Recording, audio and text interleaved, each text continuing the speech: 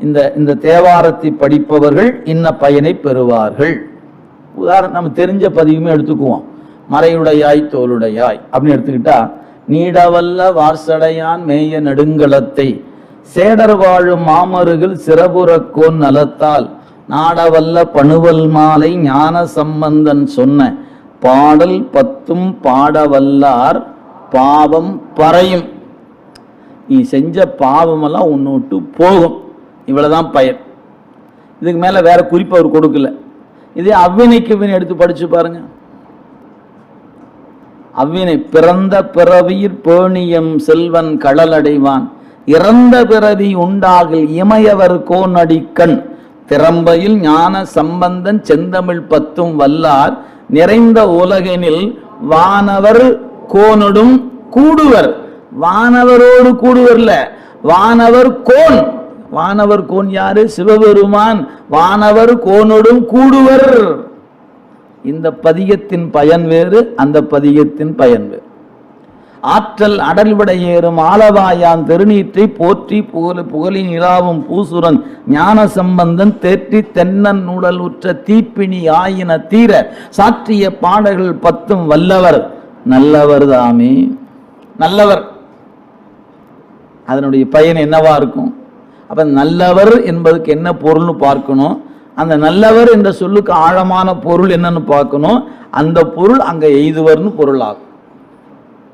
இப்படி நீங்க தேவாரத்தை எடுத்துக்கொண்டு தெரிஞ்ச பாடலாம் எடுத்து பார்த்தீங்கன்னாவே எல்லாம் ஒரே போல இல்லை. ஒவ்வொரு பாடலும் ஒவ்வொரு வகையான நுட்பங்கள் கடைக்காப்பில் குறிக்கப்பட்டிருக்கின்றன அப்படிங்கிறத கருத்து கொள்ளணும். எனவே சிவலோகம்னு ஒன்று இருக்கிறது. அந்த உலகத்தில் இருக்கக்கூடிய நிலை ஒன்று.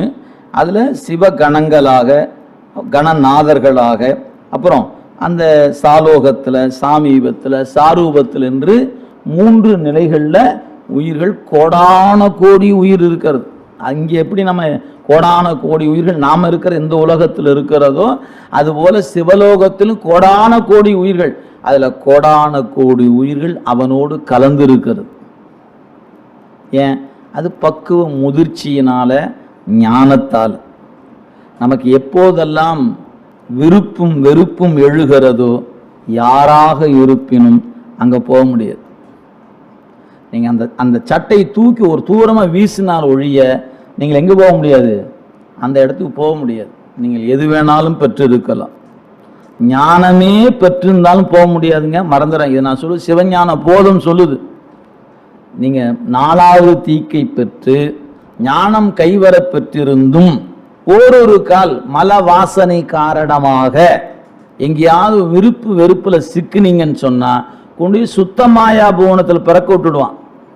அந்த சுத்தமாயா புவனத்தில் பிறந்து ஒரு பிறப்பு அதுல இருந்து அந்த வாசனா மலம் நீங்கும் அளவுக்கு அங்க இருந்துட்டு தான் இறைவன்கிட்ட போக முடியும். எங்க? சிவலோகத்துக்கு போக முடியும்.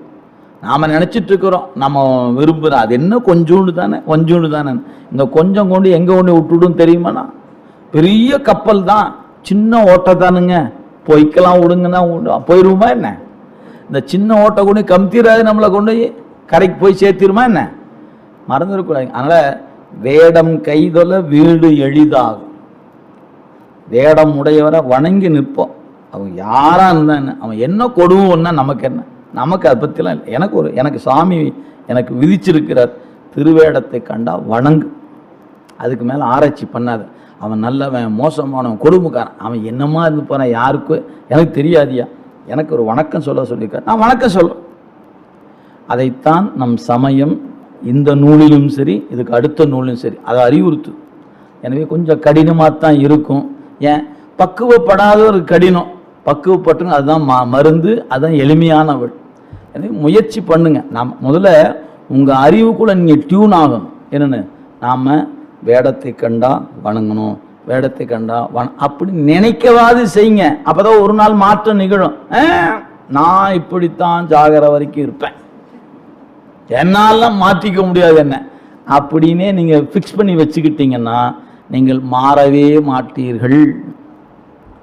நாம் மாற்றத்துக்கு உட்பட்டவர்கள், மறந்துடக்கூடாது. எப்ப மாறாம இருப்போம்? சிவபெருமானை பற்றி கொண்டு விட்டால் மாறாது இருப்போம்.